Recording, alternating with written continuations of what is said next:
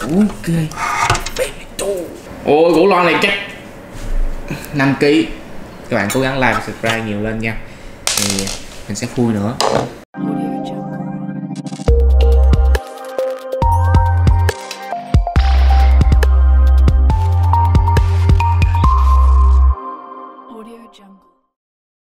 Hello, xin chào mọi người. Thì hôm nay mình sẽ tháo cái lo Pulsar 30 Series 3 này ra nha các bạn.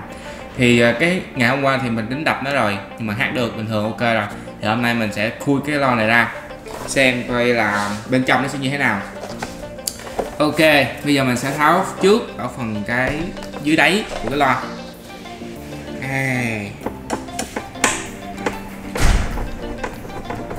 Phía dưới đáy là làm bằng kim loại nha các bạn.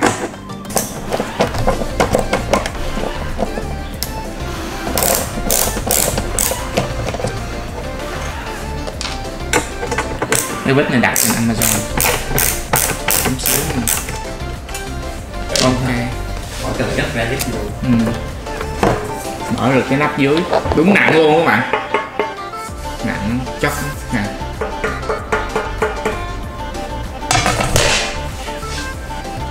Dưới đây á là phải là cái mainboard của nó, wifi mình cộng wifi những chip main dưới đây. Thì cái điều đặc biệt của thằng Bo á, một khi đã hư là hư hết. Tại vì tất cả nó đều xài chung một chip. Rồi mình sẽ tháo mặt lưới ra. Nên là cái chuyện mà combo á, sửa được rất là khó nha các bạn. Mà khó hư. Mà một khi hư á, rất là khó sửa.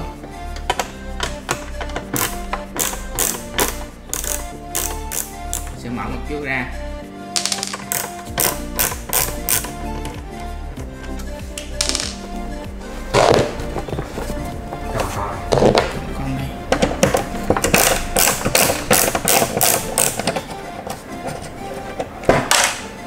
Bự cặp bá luôn.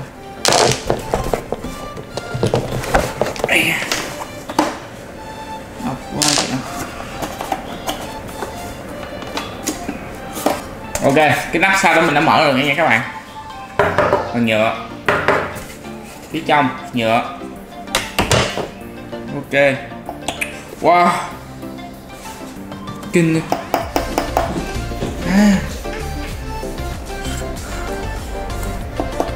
Ôi giời, cái này chắc là tạo cái độ vang hơn.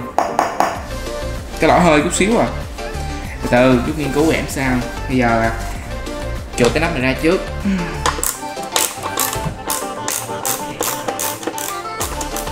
Đúng là cái kiểu mà trâu bò, ốc bự. Lô rồi các bạn.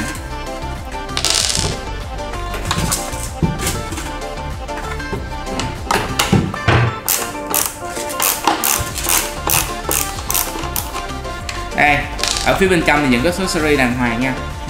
Hàng của bên Mỹ, các bạn để ý, hàng của thị trường Mỹ lúc nào cũng vậy. Các bạn mà khui ra nó sẽ dán QR code hoặc là barcode như thế này mọi nơi, mọi lúc.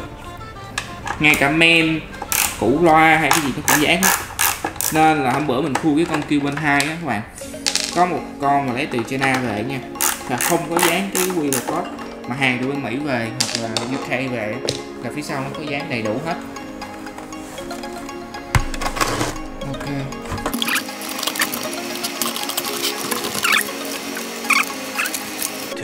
2000 years later.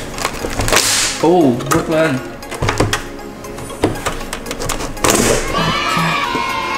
Rút ra các bạn.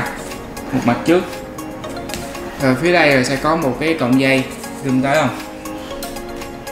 Đó. Đây là cái phần màn hình hiển thị nha các bạn. Cái này đi thay lưới mấy hồi. Rồi đây. Hai củ lo tí tèo. Nhìn cái củ lo của thằng Boss rất là chắc chắn. Nặng, công nhận nặng các bạn. Một củ loa khá là bự ở phía sau, loa sub nè. Ok, giờ mình sẽ gỡ hai cái mặt hai bên ra.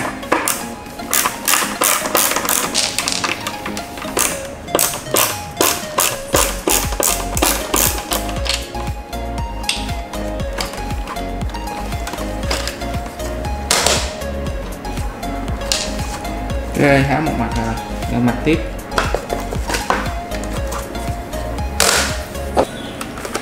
Bây giờ men nằm dưới đáy, sẽ tháo này ra. Trước khi tháo này ra mình sẽ coi nghiên cứu cái này, cái đường đi nó sao.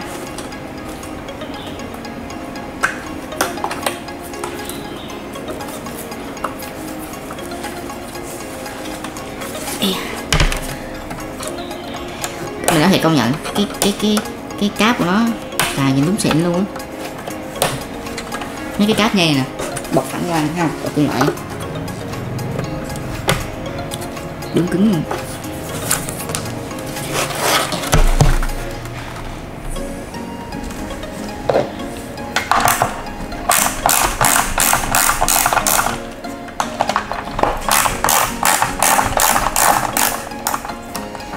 Nhìn cái này đúng chất bảo vệ.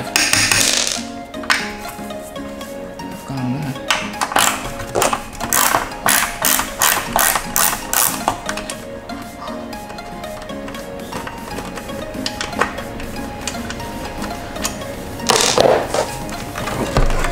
Mình tháo tiếp nha, nó còn một sợi nữa.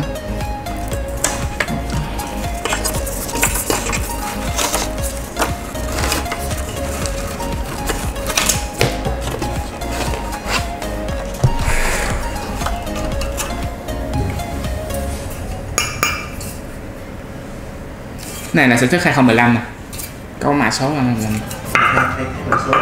thấy không? Thấy không?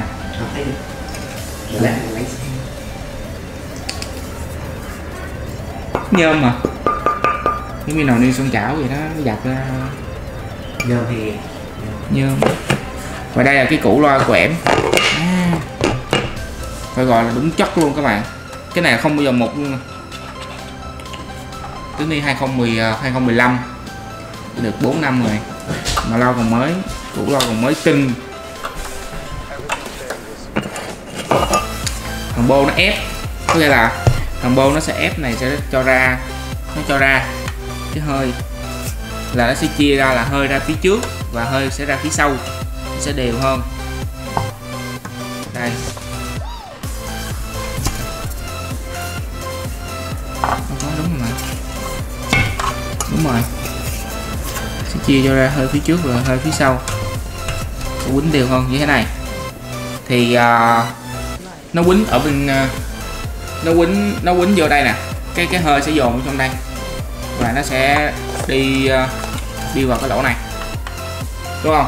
Cái lỗ này sau đó sẽ luồn ướm ở đây nha các bạn, nó sẽ uốn một vòng, ra. không thì Đó. Chứ không phải ra liền, đánh ra liền không phải. Vô đây hơi sẽ đánh ra ngược vô đây, ngược ra, rồi tháo cái củ loa này ra luôn.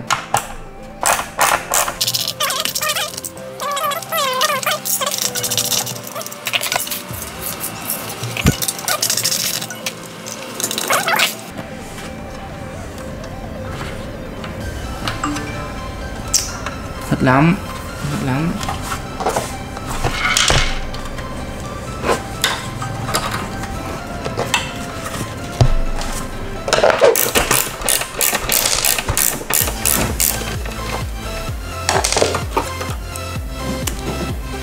Đây cái men của nó nha các bạn.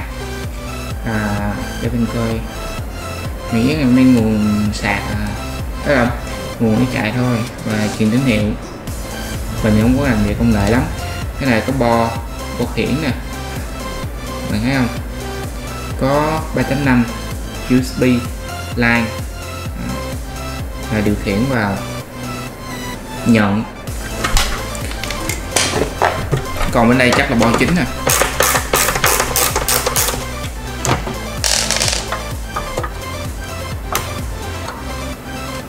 Bạn thấy không? Cái lo này 15 triệu xứng đáng. Tại vì sao? Tất cả các linh kiện nó đều được bao bọc, và mỗi linh kiện bao bọc nó đều được khắc một cái số series. Và nhìn cái tụ này, các bạn chỉ cần nhìn cái cọng cáp này thôi, giữa một cái lo mà 10 mấy triệu với một cái lo mấy triệu, bạn sẽ thấy khác biệt. Cứ hỏi tại sao lo lại mắc là do cái linh kiện nó cũng là một phần. Nhìn tụ tiết nha. Đó. Hỏi thử tại sao nó không bền. Bền đây là cái linh kiện nó bền, còn hư hay không thì do nhiều khi mình xài hoặc là nó bị xé cái này mình nghĩ có thể ẩm quá. Ok, Bose laser code. Ok, này là một cái men.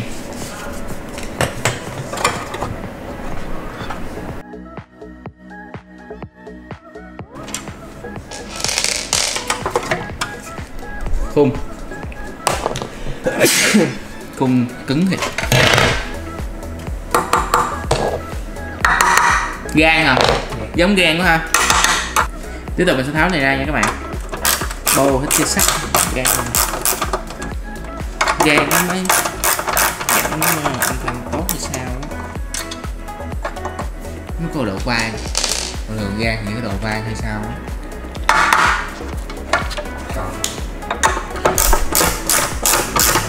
Phu con này gán kiếm nhiều like chút, các bạn cố gắng like và subscribe nhiều lên nha, thì mình sẽ phui nữa, phui nhiều cái lo hot. Gan nó mới kêu, mà nhẹ nữa, đúng không?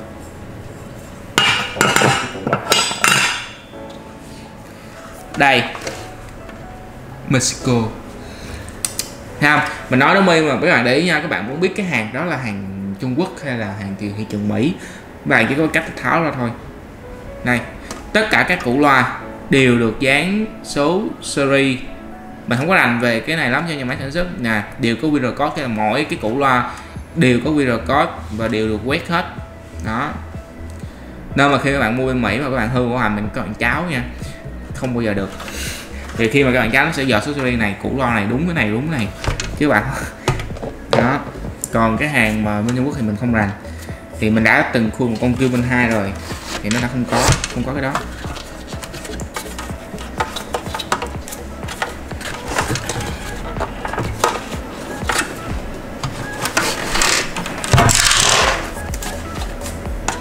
Má ơi, cái củ loa bự chà bá mà có 2 cọng dây à, cọng dây xíu à nè, cái lỗi cọng dây các bạn. Thôi để mình khui ra cho các bạn thấy.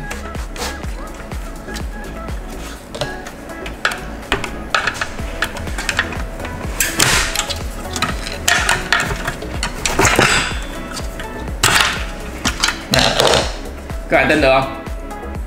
Củ loa bự chà bá và 2 cọng dây tẹo à. Ok, baby too. Giống như cái nồi cơm. Ôi, củ loa này chắc 5 kg. Đó là đều có số series các bạn để thấy không? Số series nè, dán này nè. Má ơi cái nồi. Ôi, nhìn củ loa đúng đã luôn. Cảm ơn, hơi bị nặng. Cái này trời chó chứ, trời ơi, dậy dò luôn á. Cái này trời chó chứ, trời ơi, dậy dò luôn á. Cầm củ loa coi. Nhiều quá. Nghe heo à? Nặng là nặng cái này nè, nặng tiền nè. Đó, bây giờ còn nhẹ hiều à. Tháo cái nhân cái cảm cái lỗi ra đó là nhẹ hiều à. Chất lượng thì nhìn như Iron Man. Củ loa trước.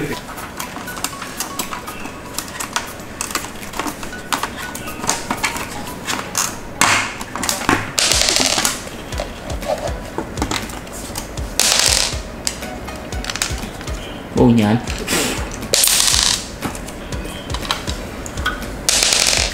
Ở đây là cái phần khiển phía trên men.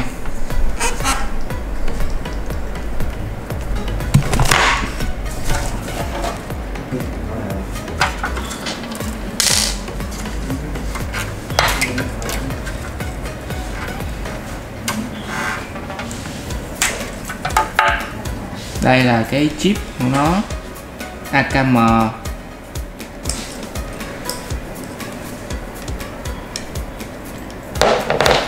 Cái men này xíu mà đụng vô cái lũng này nè. Tại vì nghe rất là lách tách là nghĩ hai cái này rồi lo sau bự kia lo tầng giải, rồi lo tầng giải này, giải súp. Nhưng mà con này thấy cái củ này chi tiết mình nghe mắt mình. Đây là củ của nó, made in China. Nó quấn nè.